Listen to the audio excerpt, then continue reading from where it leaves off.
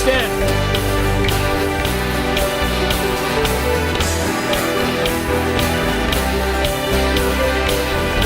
Come on, let's sing about our God today. Water you turned into wine. Open the eyes of the blind. There's none like you. None like you. And into the darkness you shine. Out of the ashes we rise. There's none like you. None like you. Our God is greater, our God is stronger. God, you're higher than any other. Our God is healer, awesome in power. Our God, yeah, yeah.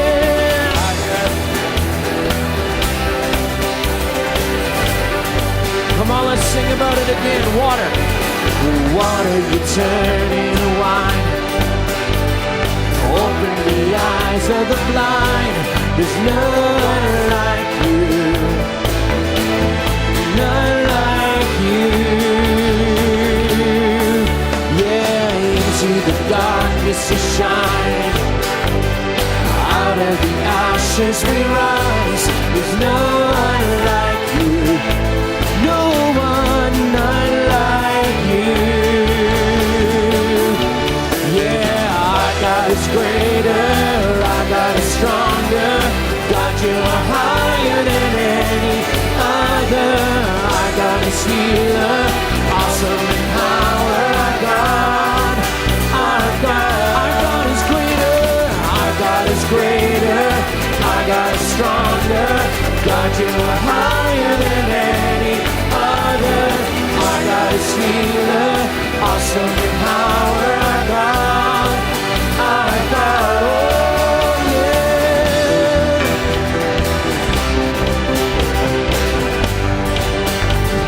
The scripture says that if God is for us, who can stand against us? Lift up your voice and let's declare this truth today.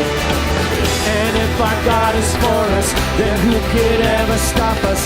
And if our God is with us, then what could stand against? And if our God is for us, then who could ever stop us? And if our God is with us, then what could stand against?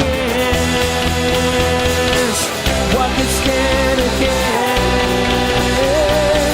What could stand against?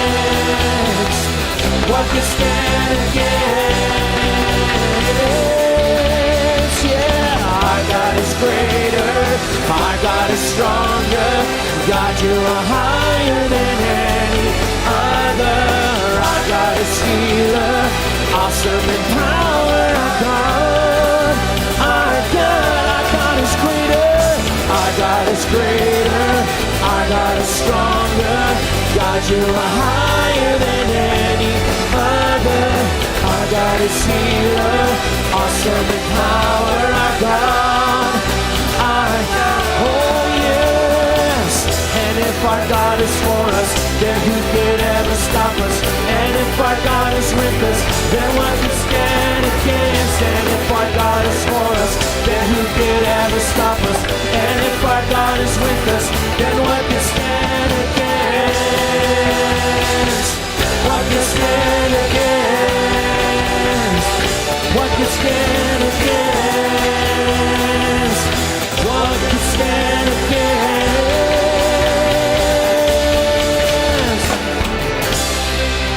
What could stand against our God? Woo! Yeah. That is so true today. Come on, there's a song we're going to sing today. You need to put your hands together, all right? It's based on an old hymn that says, "Oh, for 1,000 tongues to sing our great Redeemer's praise." Yeah.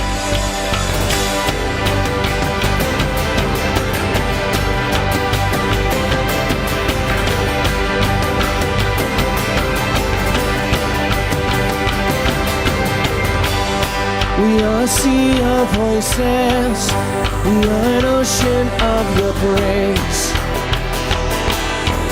Gathered unto one name, we are a tide that's rising, and we cannot be contained. Gathered unto one name, oh, for 1,000 tongues to sing of the glories of our Lord God Almighty. Oh, to sing the Savior's praise, our triumph of His grace. You are worthy, you are worthy, God.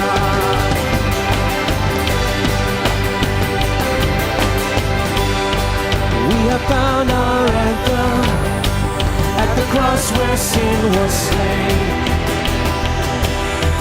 Gathered under one name, where every chain is broken and every sorrow swept away. Yeah, yeah. Gathered under one name, oh, for 1,000 tongues to sing the glories of our Lord God Almighty. Oh, to sing the Savior's praise, a triumph of His grace. You are worthy, you are worthy, God. You are worthy, God. Come on, let's sing this. With all heaven sing, lift it up. With all heaven sing, and all earth below.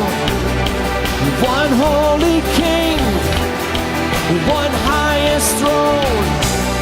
With all heaven sing, and all earth below. One holy King, one highest throne. Oh, for 1,000 tongues to sing the glories of our Lord God Almighty. Oh, to sing the Savior's praise, a triumph of His grace. You are worthy. Yes, you're so worthy, God. Oh, for 1,000 tongues to sing the glories of our Lord God Almighty. Oh, to sing the Savior's praise, a triumph of His grace. You are worthy. Yes, you are worthy, God. You are worthy, God. We'll sing your praise. We'll shout your praise.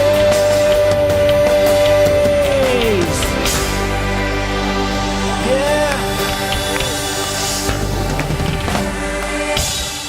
Wow, you guys sounded really good. I could hear some of you over there. It's like, get up there. It was a great way to start the morning, singing the praises of our Lord. We're just so glad that you're here. My name's Janine. I just want to welcome you and let you know that we have a great morning planned for you this morning. Our theme for 2018 is Know God, and we are going to be continuing that today with a brand new series called Who Needs God? And so I know I was here the first service. It's a fantastic talk. You're going to really get a lot out of it. And if you're newer here, if this is maybe your first or second visit, I would just like to invite you to take a couple of minutes after the service and go to the guest services area. It's just outside those doors and on your left. And there's somebody there that would be glad to answer any questions that you might have and help you to get to know us a little bit better. And also, every Sunday morning, we have fantastic children's programs. So if you're here and you're sort of new and you haven't checked out the kids' programs for your children yet, you can still check them in. You're welcome to go out into the atrium and somebody there can help you find your way. And in just a bit, you're going to see some upcoming events on screen, but I want to bring your attention to a couple of them, especially if you're newer to the Christian faith, if you're newer to church, if you're new to this whole God thing. We have a course that we run called Alpha, and that starts sort of towards the end of January. We have 3 sessions that are running, and you're welcome to check that out. And then my husband and I are going to be celebrating our 25th anniversary this September. Thank you. He was here at the last service and he said, all that applause was for me for putting up with you. Seriously, and I'm supposed to go home. I think I may be doing a little shopping on my way home today. But anyway, we, early in our marriage, decided to invest in our family.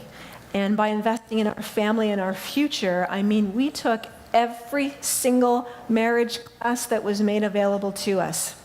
And what I can tell you is that whether you're 5 years married, whether you're engaged or been married for 25 years, this is not being nice to me. These courses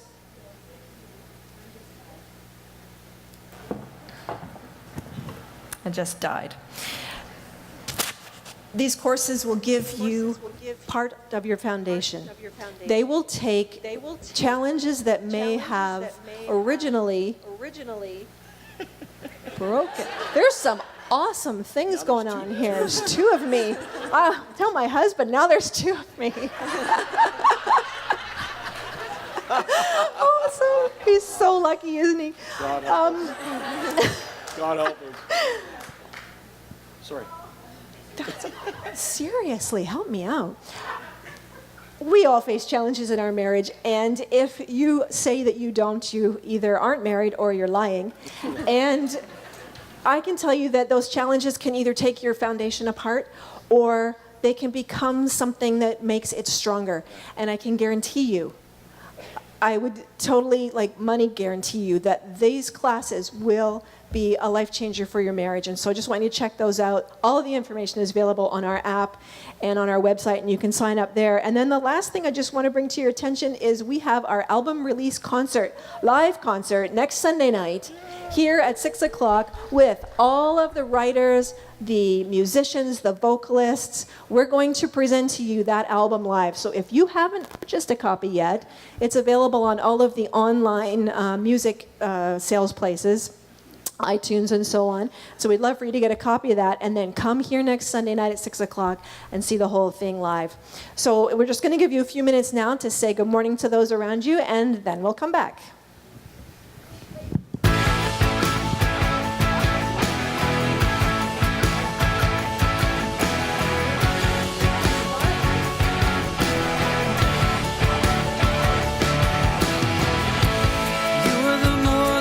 Searching for. You are the only one that we adore. We were created to connect with you, and that's precisely what we're gonna do. In your presence is where I am free. I could never fathom your love for me. Let your spirit be the strength within, the power that conquered grave and sin.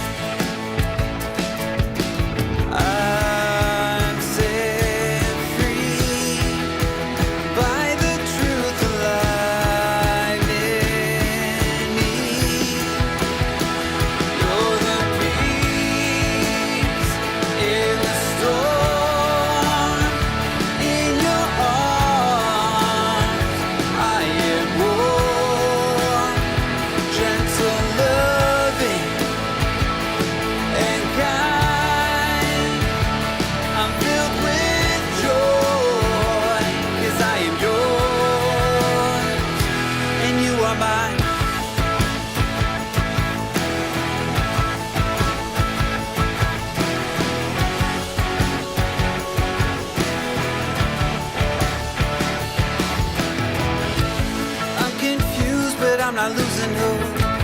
I'm not letting go of this road. It's holding my anchor in the sea. You're never letting go of me. I'm set free by the truth alive in me. You're the peace in the storm. Love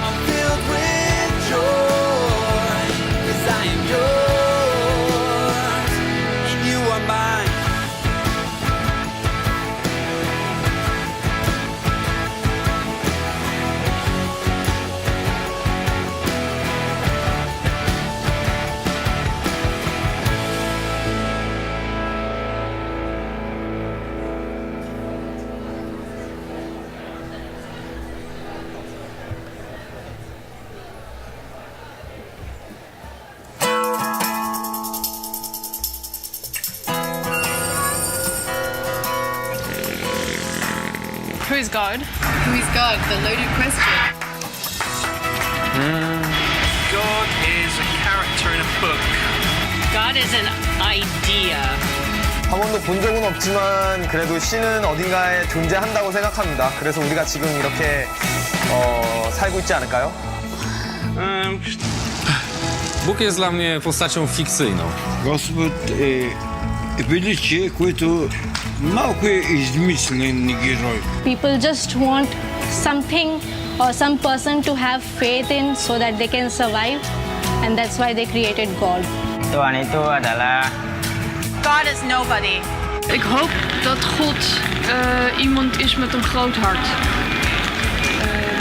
Maar ik weet niet of hij bestaat. Gud betyder ingenting för mig. האם זה דבר שהוא טוב?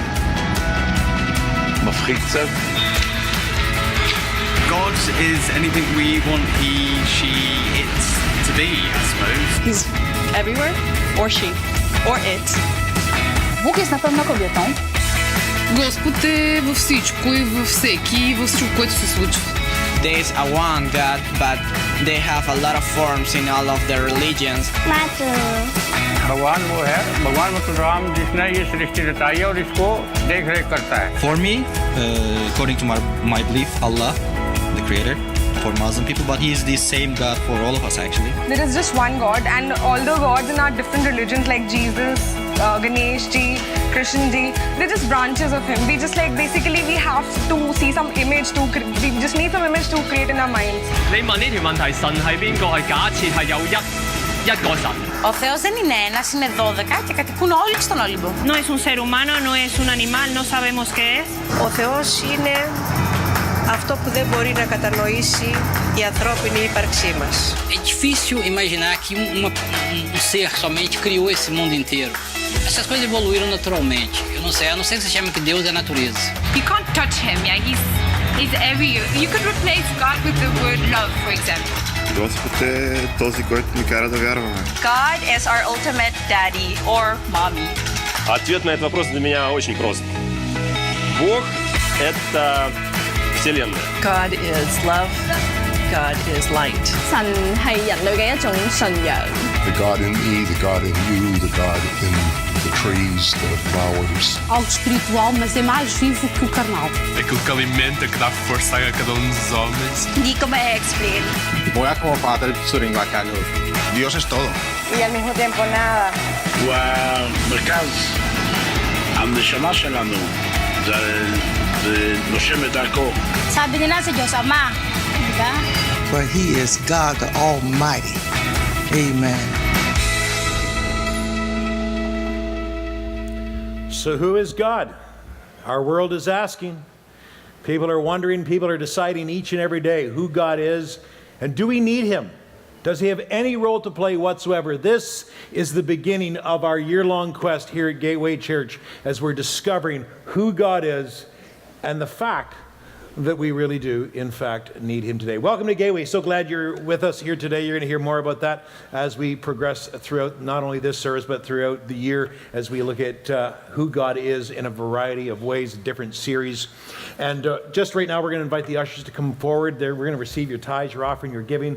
We love generosity here at Gateway. We love being generous. Generosity allows us to bless the people here in the city of London and around. We are really excited right now. Our third campus, Gateway Western, is well underway and excited to see what God is going to do. So excited about that. If you're here today and it's been a tough week, we want you to know you're not alone. God loves you and he cares for you. And we got some folks in the prayer room out in the foyer there. They want to pray with you if you're just having a tough day. Right now, they're going to be there. And if you want to leave in the service right now and you want to go back, you just need somebody to pray with you, that's okay. You just go back there. They'll pray with you and they'll be there at the end of the service as well. So, Father, thank you for this day. Thank you that you love us. Thank you that you're here. Whether we feel you or not, or know you or not, or think we need you or not, doesn't change the fact you're right here. You haven't gone anywhere. So lead us to you, we pray. And now, Lord, allow us to be generous. We want to be a generous church, a generous people who give so that we can help London, the people of London, to discover who you are. So we give today with generosity. bless it, we pray. Amen. God bless you today.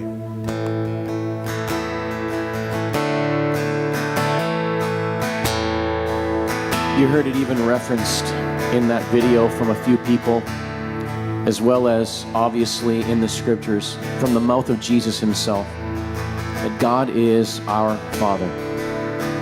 And the most amazing thing about that is he's not just a father, but he is our Father.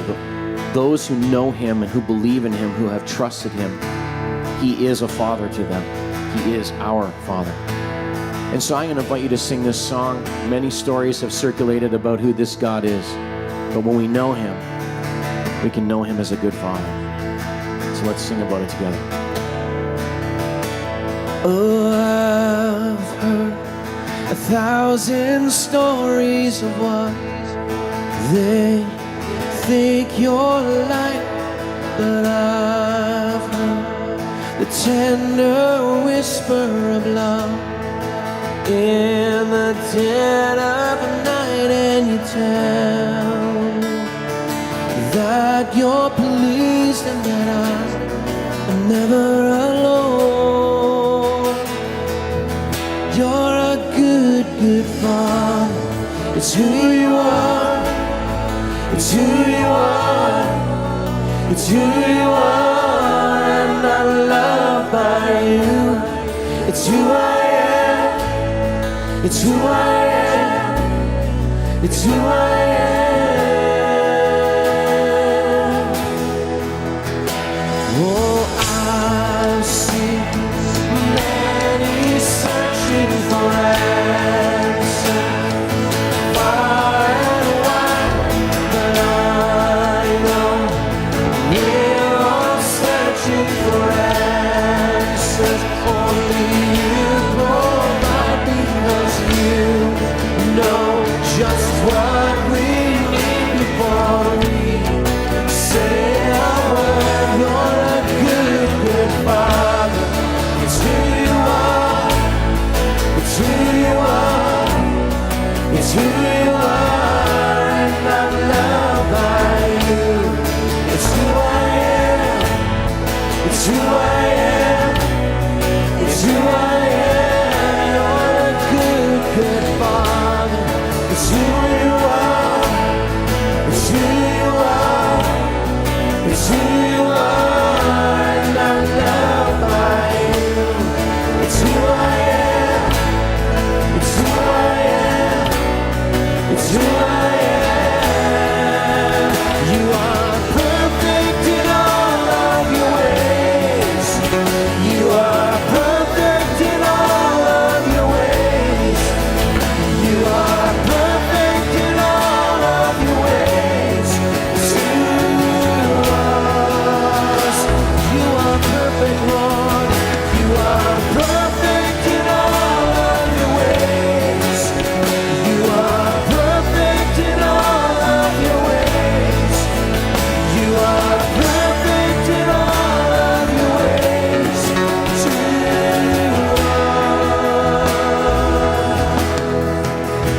oh, it's a love so undeniable. I can hardly speak. Peace so unexplainable. I can hardly think as you call me. Deeper still as you call me. Oh, deeper still as you want.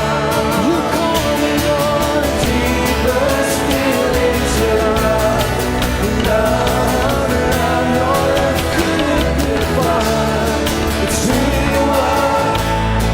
It's who you are. It's who you are, and I'm loved by you. It's who I am. It's who I am.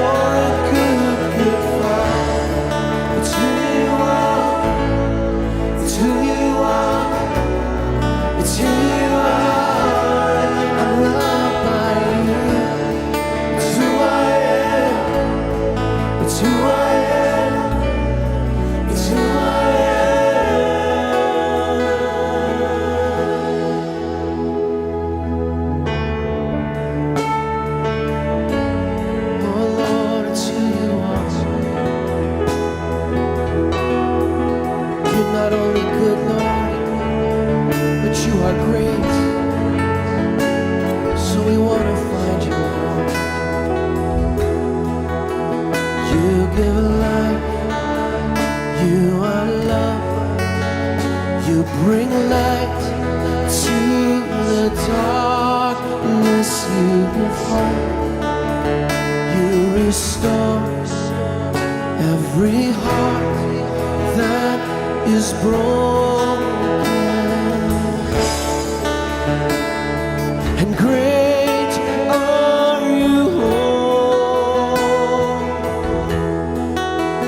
It's your breath in our lungs, so we pour out our praise. We pour out our praise. It's your breath in our lungs, so we pour out our praise to you only.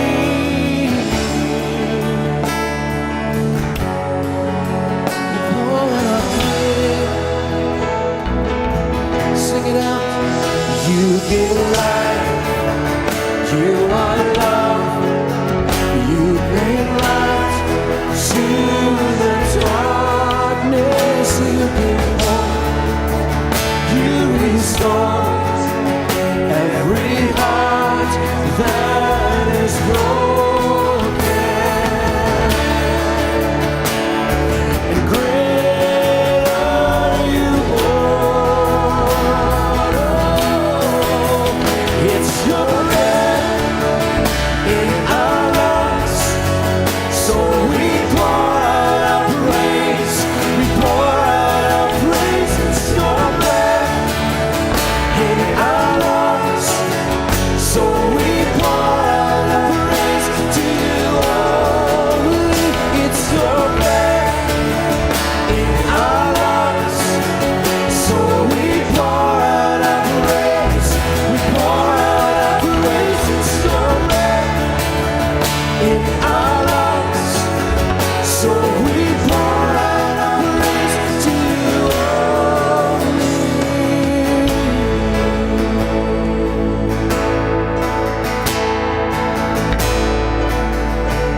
Lord, we pour out our praise.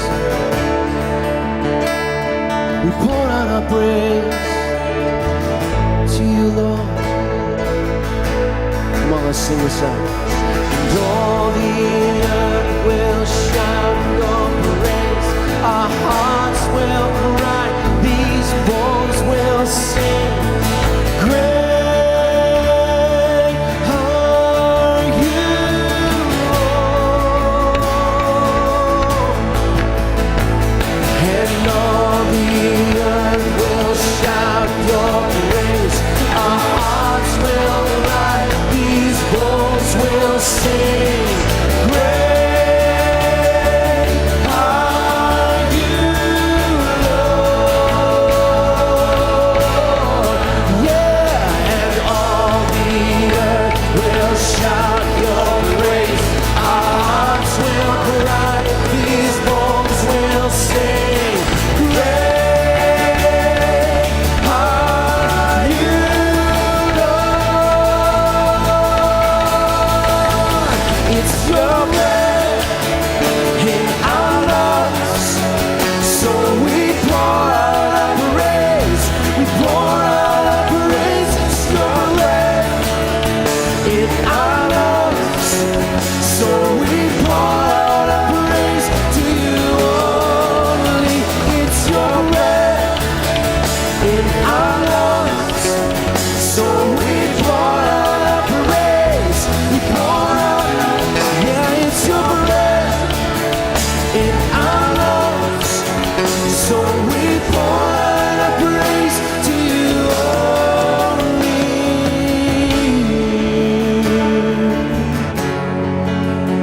Lord, we pour out our praise because you are so great. You're a great God, Lord. So we will seek you. And Lord, you are good, so we will find you.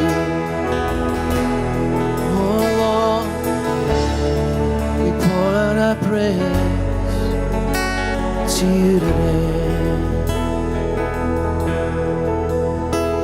Lord, today I'm so glad that you're our Father. I'm so glad, Lord, that you're a great God, so we can seek after you. And Lord, I'm so glad that you're a good God, so that we can find you when we seek you. You love us, you want to know us. What an amazing thing. Thank you, Lord, for who you are today.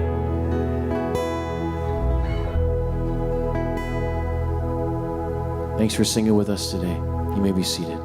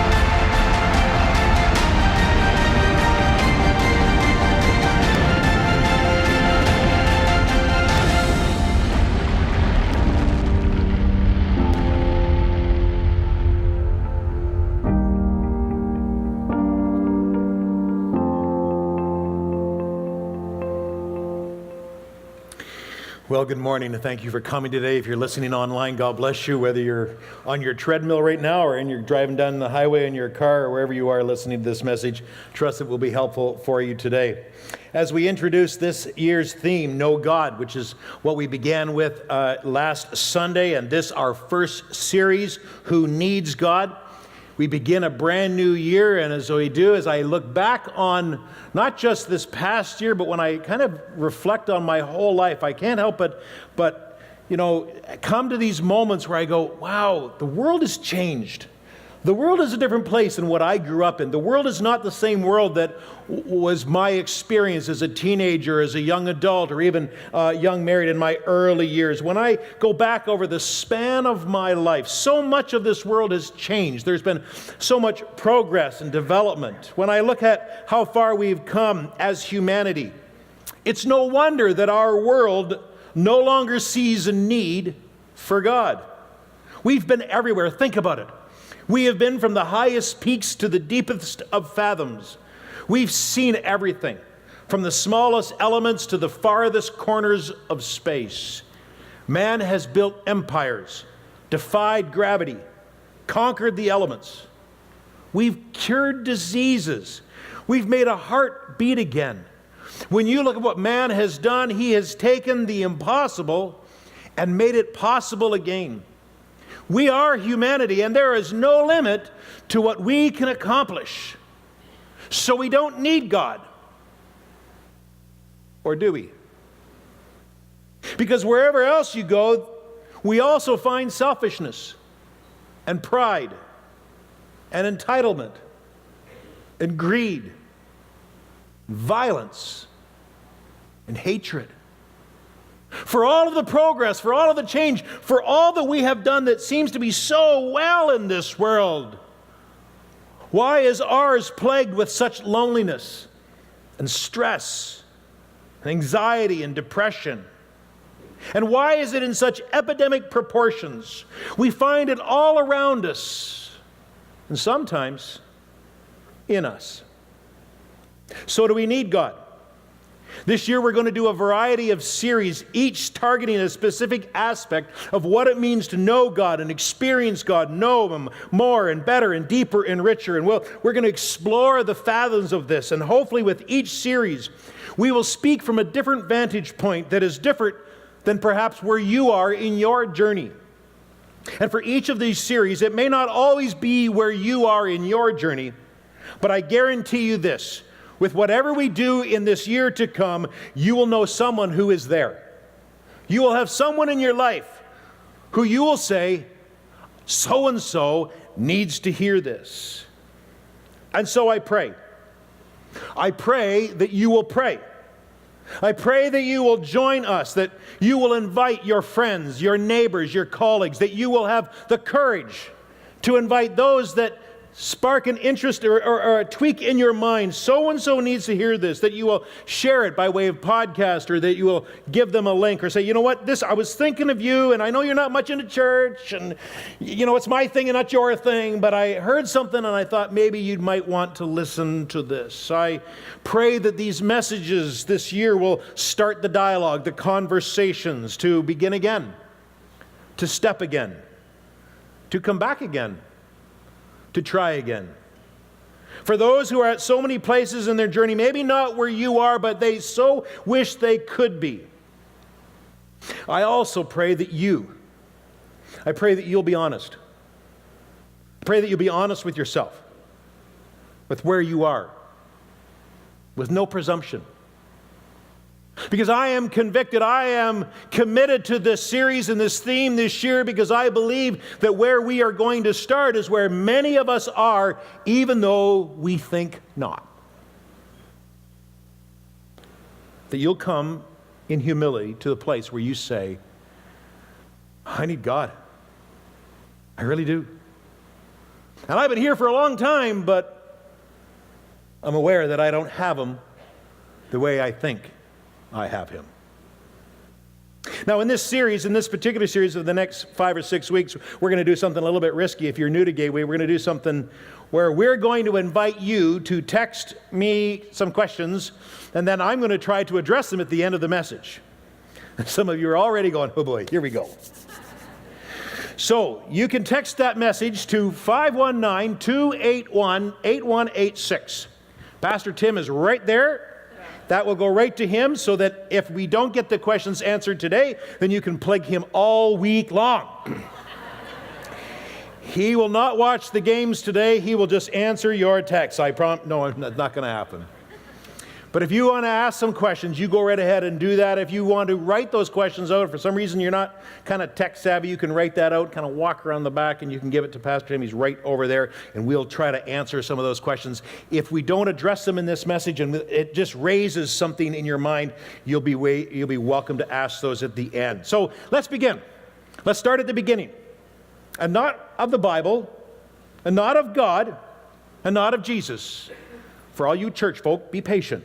We're going to get there. I don't have a lot of scripture today, because that's not where we begin. Because many of our people, many of our friends, many of our neighbors, they don't start with the Bible, because the Bible's just a book, it's just a word. They don't recognize God, so why would they recognize those words? We'll get there. Last week we began with the story of Adam and Eve, the first men and women who were placed here on this earth, and their original journey of faith to discover who God was and what He meant in their lives. And together we discovered then, and hopefully we will throughout this series discover, that not a whole lot has changed. Fast forward from the beginning now to 2018, and let's look at our own journey. The beginning of our friends and neighbors, the ones who have gotten off track, the ones who have lost their ways, who have turned their back for a million of reasons, who come to that question and say, do I need God?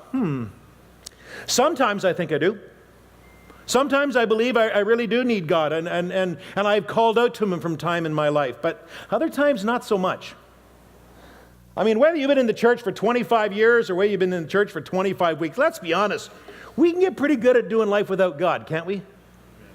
I mean, I am reminded of that. That's one of the reasons why we wanted to do this series. It's kind of for me as much as it is for anybody else, because I can do church without God.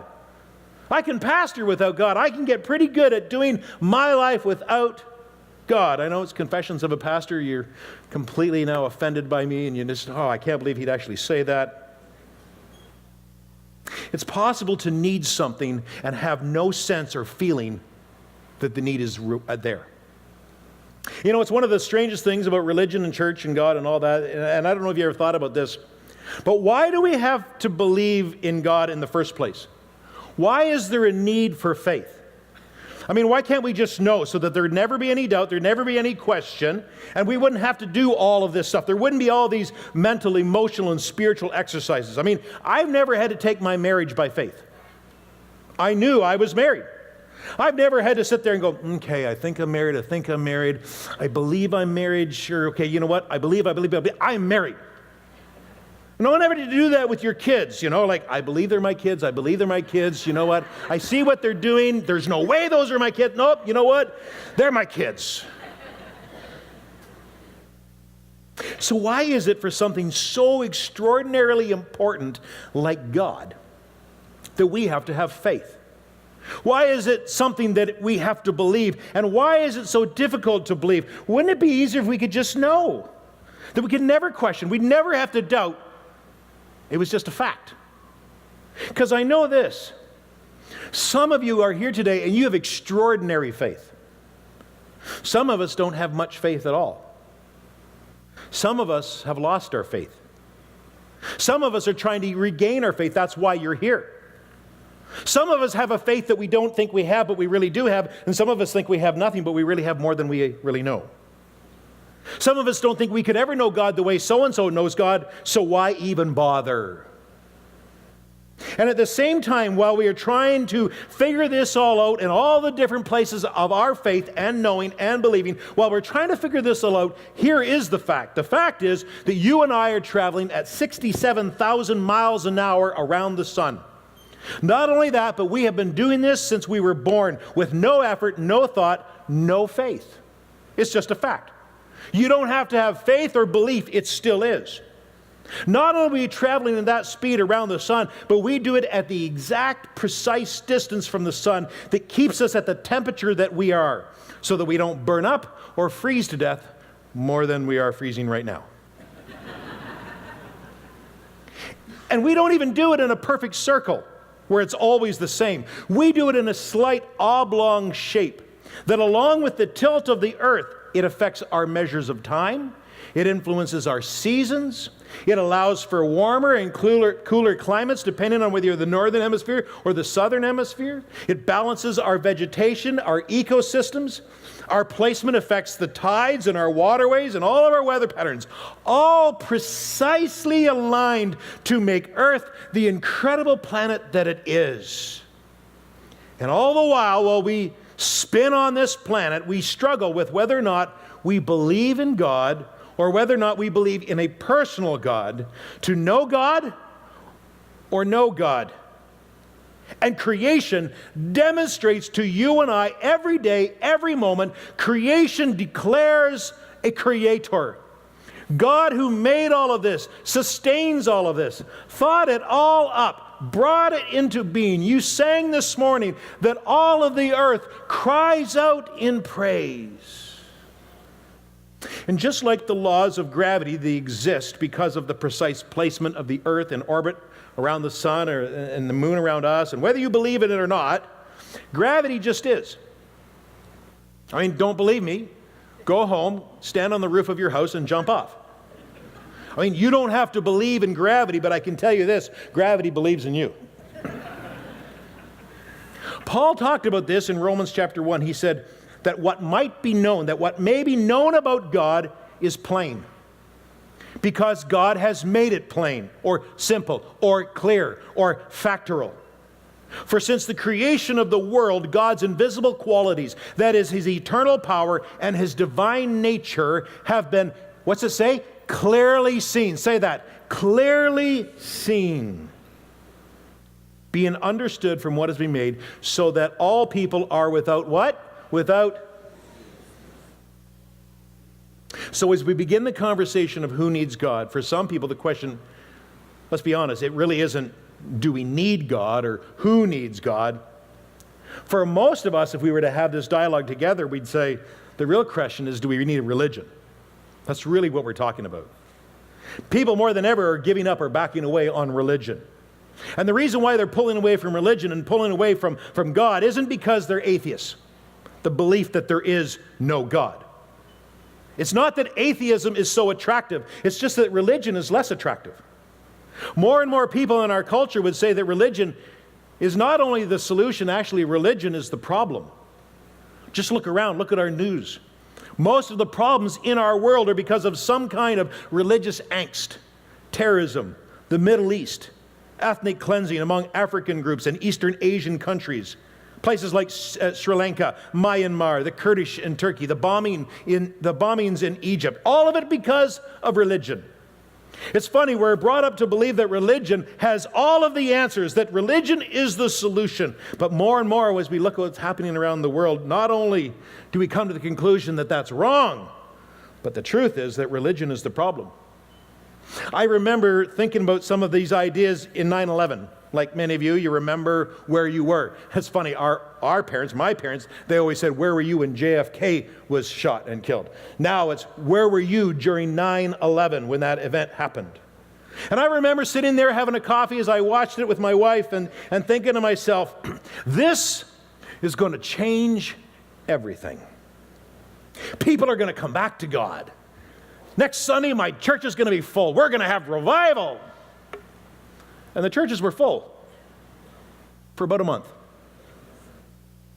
And then everybody went back to normal. Everybody went back to their same habits and their old ways and their normal understandings of God and His role in their lives, except for one thing. Something shifted. Something changed, and most people were conscious at the start. And as far as I can remember, no one saw it coming. Something began to happen that completely affected, to this day, the way people understand religion. It was the birth of an anti-religious surge that tipped, or something tilted. And we began to see books being written about the end of faith and the demise of religion. Intolerance towards religious systems in Canada all of a sudden became the surge. Authors like Christopher Hitchens became rock stars. And they wrote books entitled God is Not Great, How Religion Poisons Everything. And they became New York bestsellers. There were scathing critiques of religion everywhere, and people began to become very vocal about it, not just about Islam, but about all faiths, including Christianity. And with Rise, it gave birth to with a brand new, a fresh passion to be intolerant towards narrow-minded Christianity, even within our own country. Richard Dawkins, who is a modern atheist, he published a book entitled The God Delusion. And when he asked why he wrote the book, he said, if this book works as I intend, then religious people who open it will be atheists when they put it down. And yet this book was not so much an argument for atheism as it was to say that religion is the problem. And not just a specific religion, but all religions. And everywhere I go, when they find out that I'm a Christian, I always get this, I'm not really religious anymore. Don't get me wrong, I'm spiritual, but I'm not religious. I run into this all the time. I'm sure you do too. They say, well, you know what, it's good for you. It's good for you. Good for you. Now, I know what they mean when they say they're not religious, but they're spiritual. You see, I'm just not sure that they know what they're for. I just know that they're sure what they're against. And so many people have disconnected from religion and disconnected from faith and from God. Then there's actually a name for this group in mainstream media now. They're called nuns. Not N-U-N-S, N-O-N-E-S. People who no longer identify with any tribe or religion or denomination. Today, much of our culture has a buffet view when it comes to religion. A smorgasbord, if you would. And even within our own church, even within our own fences here, there are many that pick and choose, and they have a variety of opinions and bring them all together and call that their faith. A smorgasbord where this Mosaic culture and diverse society is given away to many gods and many deities and many philosophies and approaches to God. And the menu is as full and varied as the imagination can design. Sarah Wilkins, who is a Canadian researcher for the National Post, said that Canadians are still hungry for faith even though they are denying it. She wrote, we are now entering into an age dominated by individually constructed belief systems and personal spiritual practices. This is known as believing without belonging. Shoot, we've even used that phrase here. And it's thought to be motivated by a religious socialization and the need to answer intractable questions about life. And here's the crazy part. When she did a survey of nuns, she said that it indicated that a fifth of them still come to church. More than 1 in 7 practice some form of personal religiosity in some form. 2 out of 5 believe in the idea or the presence of God. 1 in 5 say they have experienced God's presence at some point, and more than a third of them believe in life after death. This is the new world to which we are living in. They are the nuns. They are unaffiliated. They are not Catholic, they are not Protestant or Baptist or Methodist or Reformed. They are not evangelical in their traditions. And everything is becoming less and less religious by stages. And the decline in religious behavior parallels the decline in religious beliefs. And the end point of this will eventually be the complete collapse of religion as a social force in our Western culture, she suggests. It represents now 25% of the Canadian population, which, unless you live in a bubble, that's most of your friends. That's most of the people that you work with, most of your neighbors. It accounts for 35% of millennials who say, we're just not affiliated with anything anymore. Most being either theologically agnostic or apathetic. In other words, no one knows anymore. So what do you believe about this? I don't know. I don't care. And they just don't need it. Nuns would say, hey, we're not hostile towards it, most of this stuff. It's just not important anymore. It's not relevant anymore. And if you push them, they say, well, don't ask me any hard questions about my own beliefs, because my beliefs are personal, and what I believe is fine by me. This isn't some new philosophical thing that we've bought into. We're just done with religion. We're done with church, and we're done with the God that was presented to us as children. We're just done. And it's not that we find atheism all that attractive. We've just lost interest in the religion that we were raised with. And the next generation finds religion extraordinarily unattractive. Now, you're maybe here and you've listened to everything that I've said in the last 10 minutes or so, and you're going, that's me. You're listening online and you're thinking, oh, now I know what I am. I'm a nun. Make sure you spell it right. I'm just not interested. The religion and the God that was presented to me as a child, it just doesn't have any appeal anymore. And the migration from Christianity is in the millions upon millions of people. Millions of millennials that basically grew up in the church. They've heard everything that I heard as a kid growing up. They know all the stories, the book of Revelation, the six-day creation, Jonah and the whale, Christmas and Easter. The vast majority of nuns in this country have migrated from the Christian faith to something spiritual of their own design and their own fashion. And it works. It works because it's subjective. It works because it is indefensible. It works because it's always evolving. It's always adapting to the whim and the feelings of the moment or the situation or the lifestyle choice. And somewhere along the line, the church is responsible. Why would I say we're responsible? I believe we're responsible because when you open the pages of the Gospels, Matthew, Mark, Luke, and John, when you read the account of Jesus, when you see his interactions with people, there is something that is absolutely unmissable. From the beginning to the end, people who were nothing like Jesus liked Jesus. They loved him. People with addictions and mental health issues and cheaters and liars and prostitutes, the immoral, drunks, the poor, the unloved, the marginalized. They liked being with Jesus. Not the miracle worker Jesus, not the teacher Jesus, not the turn the water into wine or give sight to the blind Jesus, but there was something about Jesus the person that they just wanted to be around. Children and youth and young adults and men and women. People who were nothing like Jesus liked Jesus. And here's another part. And Jesus liked them. He liked them. And the church, that is you and I, we're to be like Jesus. Gateway is supposed to be the face, the arms, and the hands of Jesus. Why is it that if Christianity is not compelling, that it is so easy to get away from? I'm convinced that perhaps we have the wrong version.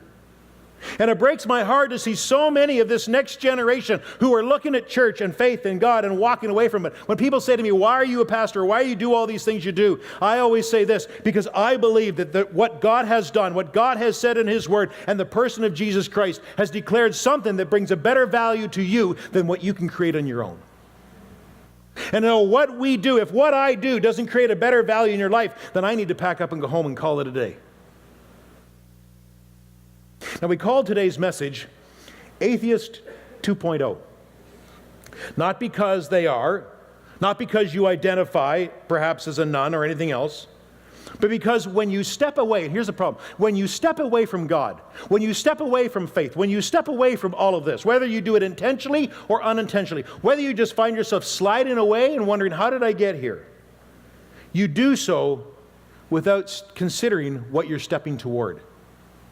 You see, we find ourselves stepping away, but we're never sure what we're stepping towards.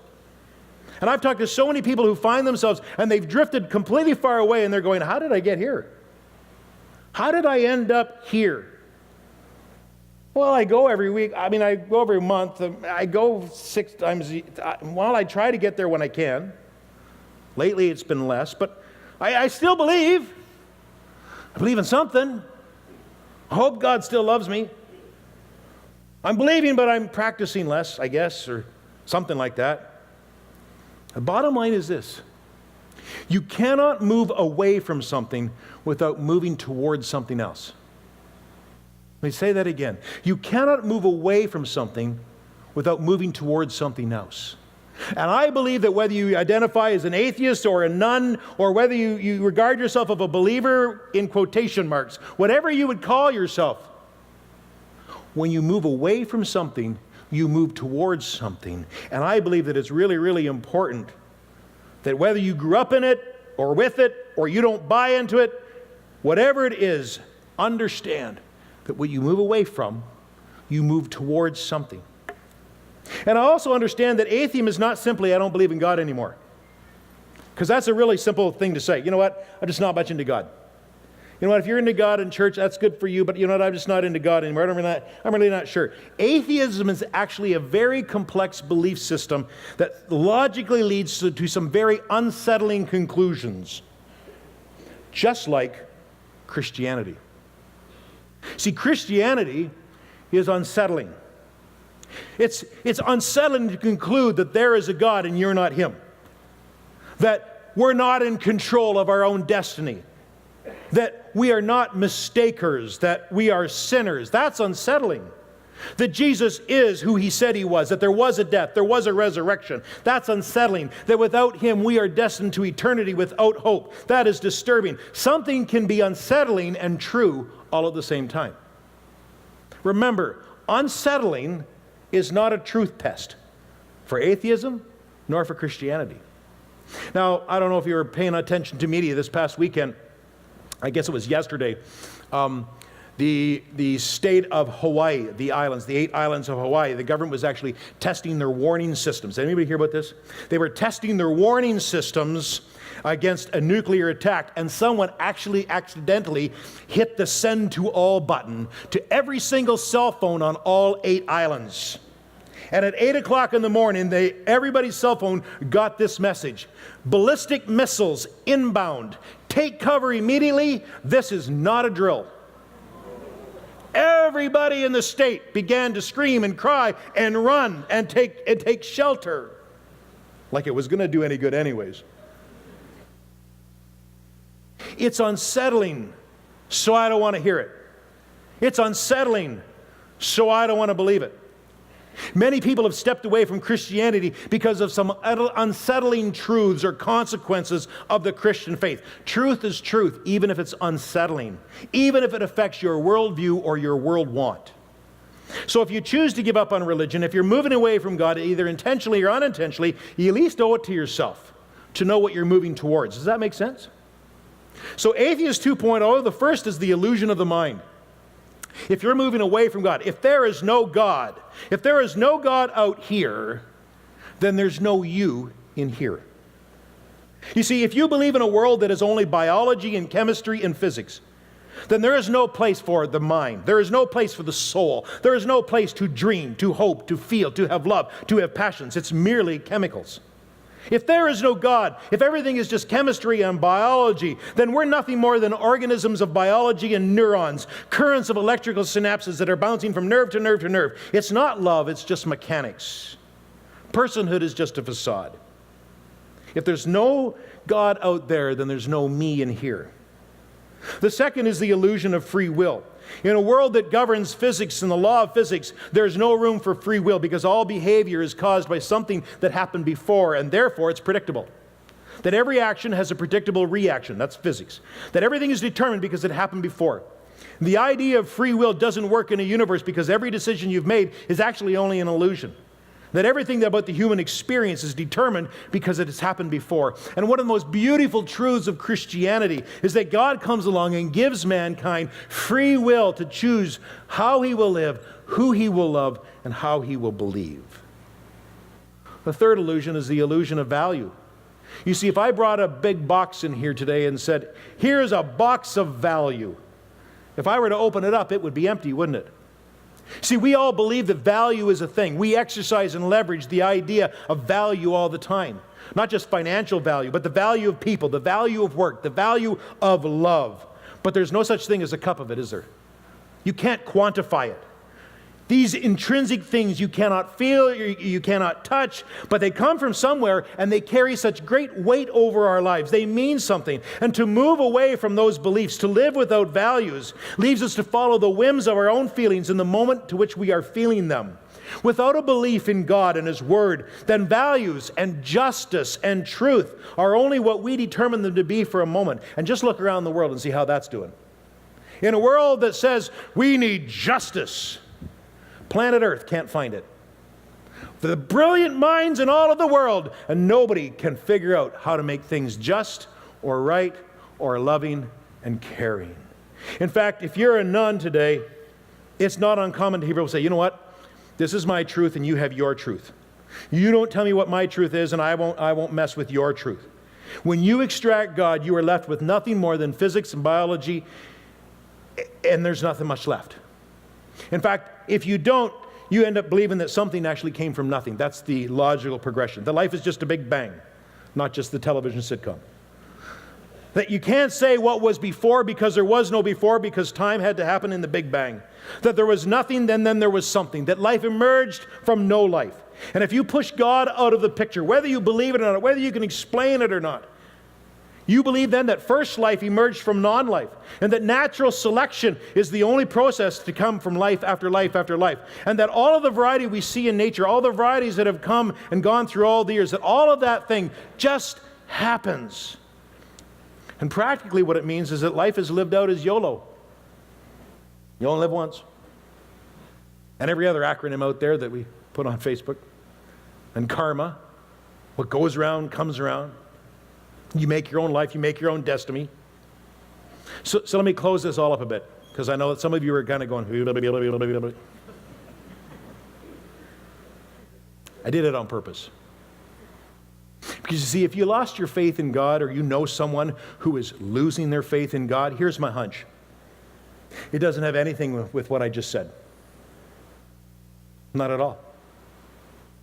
It's not like you had this extraordinary faith. He was faithful. He was a great God. You were in His presence and blah, blah, blah, blah. And then you read a book about atheism and it just went away overnight. You know what? There is no more God.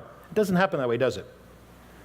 Your struggle with faith actually has nothing to do with atheism. Your struggle with belief has nothing to do with first creation or the universe or what came first. It's not that heady. It's not that philosophical or scientific or intellectual. My guess is it has nothing to do with anything I've just said.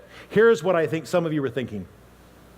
If I don't believe in God, or if I move away from God, then I don't have to believe that He has a plan for me, that He's interested, that He has any expectation of me, that He has any demand over my life. If He has no say in my life, then no God means no say.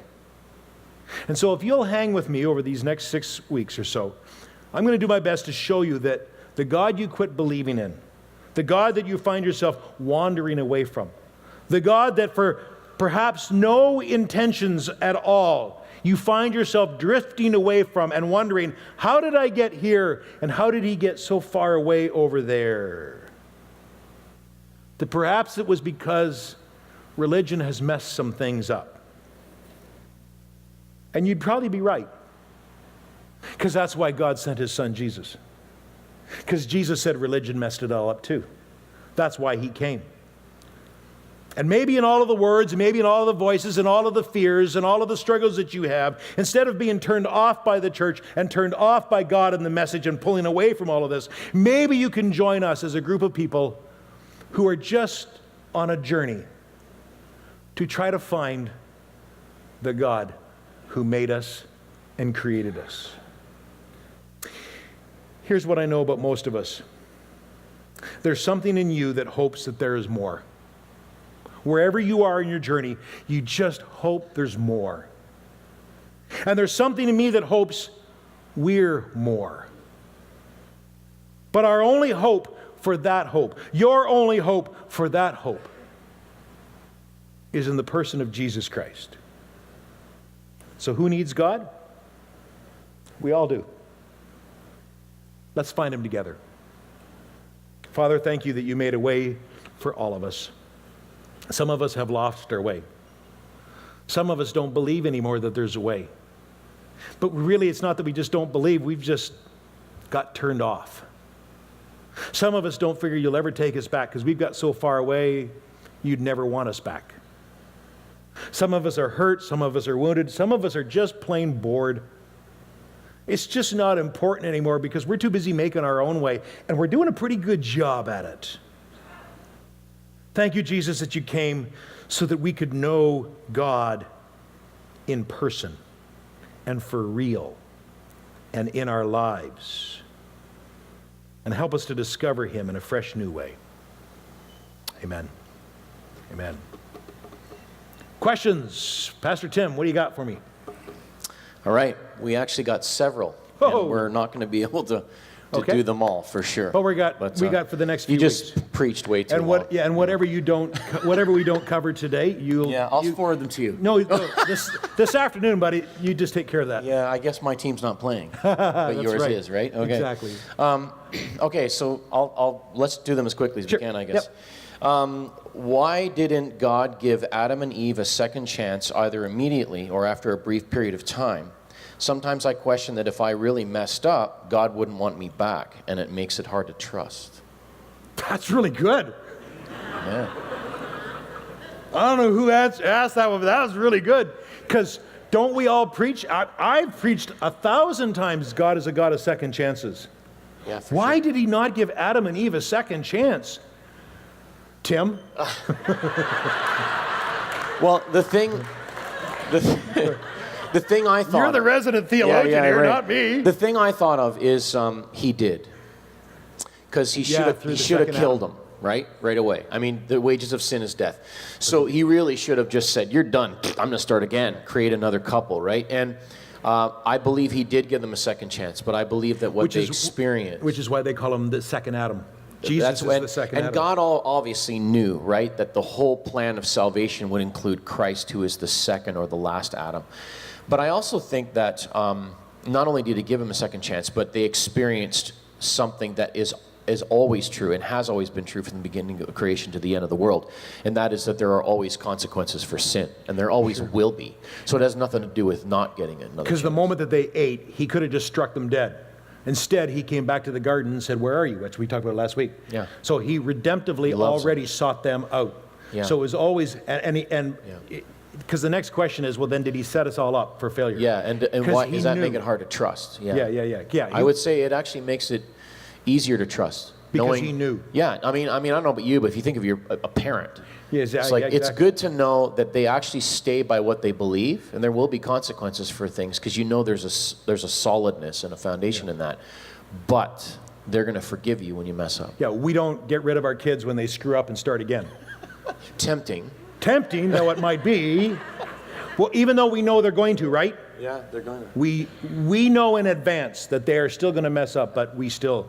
Great question. Yeah, it is. And here's one that came from someone that I know is actually quite young, maybe around 12 or so. Oh.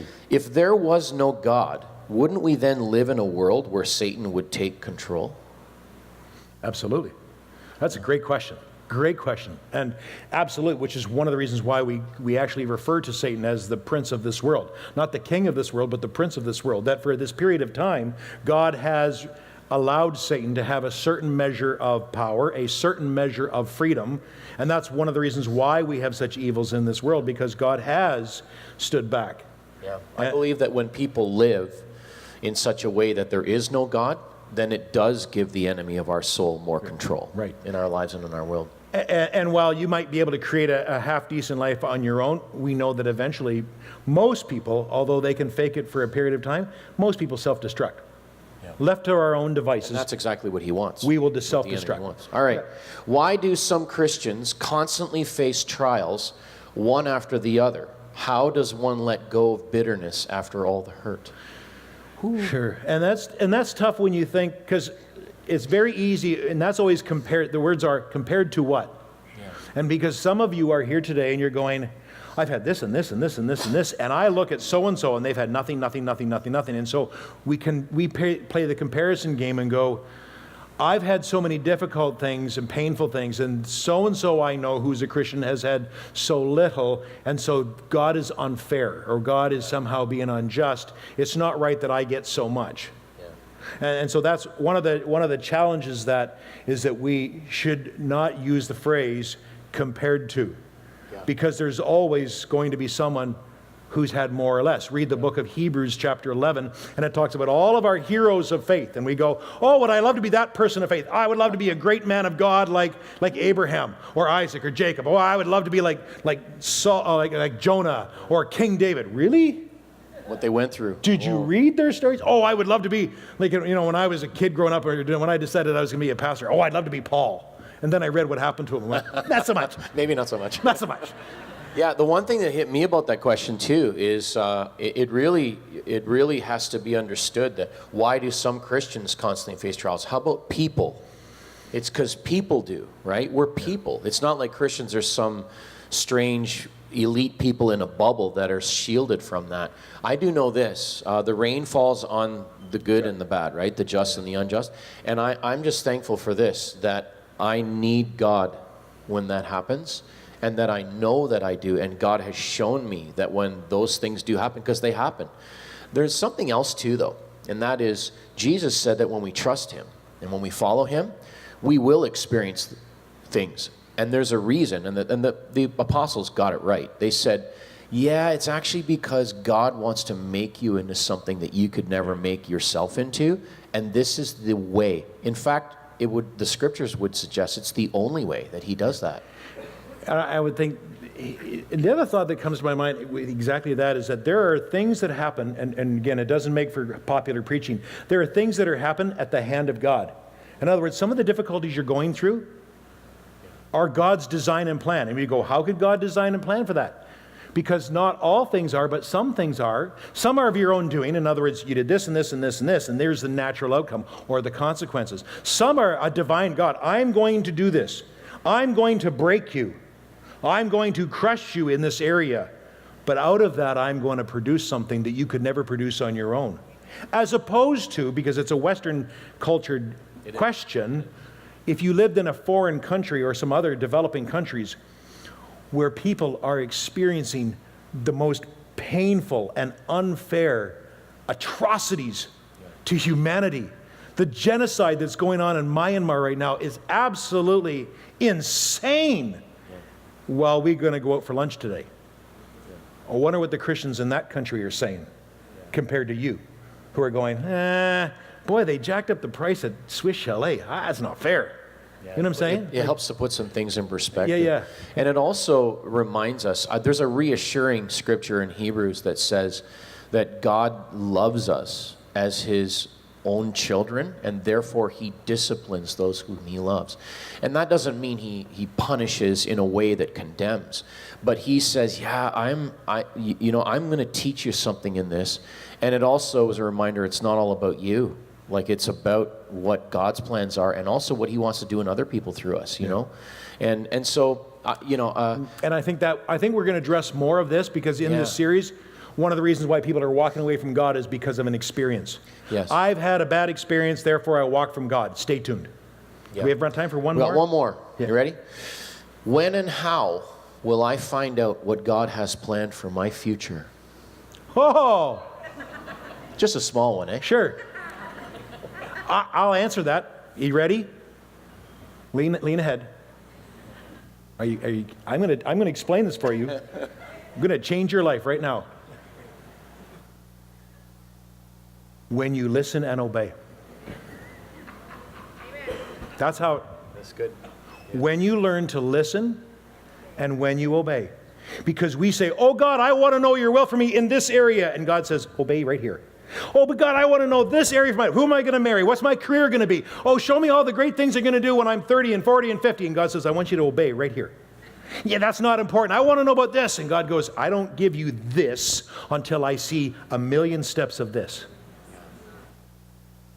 When you show me that you're obeying on the little things, hear me now. You obey on the little things, and God says, I can trust you with the big things. But if I can't trust you to follow in obedience on these little simple steps, then why in the world would I trust you with your future that is infinitely beyond anything you would ever dare ask or imagine, but it requires such an incredible leap of trust and faith that you'd go, oh, I could never do that. You're right, because you can't obey here. So you'll find out the will of God how and when you listen to his voice, because he's wanting to tell you more than you're wanting to listen, and when you obey in every little step. And when you get to this, you'll find out you got to that. Yeah, God. Make sense? Yeah, absolutely. God is in the business of letting us discover who he is as we walk after him. He promises that when we seek, we will find. Yeah. There is one closing comment that someone texted. It wasn't a question, but I thought it was worth reading.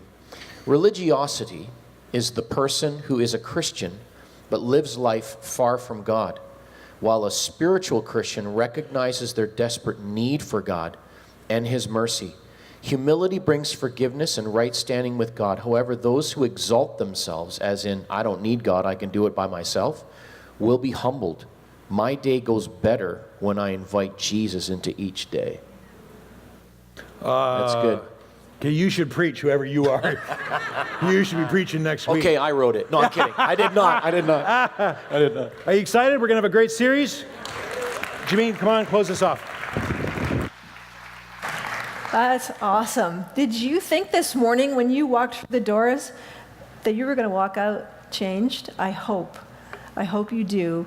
Every Sunday morning, and it's possible every morning, you spend time with God, you will change every day. So I just want to thank you for coming and remind you of those classes and courses that I talked about earlier. I may have kind of joked a bit about them, but I am deadly serious. The marriage courses and the classes are fantastic, and they are also family changing. You're welcome also to speak with one of the pastors. They've just gone out into the atrium. If you have any questions about anything you heard today, they'd love to talk to you about that. And also, we have a prayer room across the hall, and if you would like prayer after the service before you go home, we have people there also for that. And other than that, we would appreciate it if you could help us by stacking these chairs. We need them cleared for the skate park tomorrow night. So we stack them 10 high and then we slide them off to the side. And we're taking them to the front. I'm wrong. We move them to the front so the skateboards don't go on the platform. And we will see you next week.